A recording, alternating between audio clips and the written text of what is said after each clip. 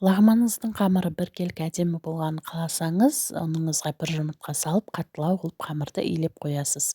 Біраз уақытқа дем алдырып қойғаннан кейін қамырыңызды алып, осылай жайып аласыз. Қалай видеода көрсетілгендей қылып.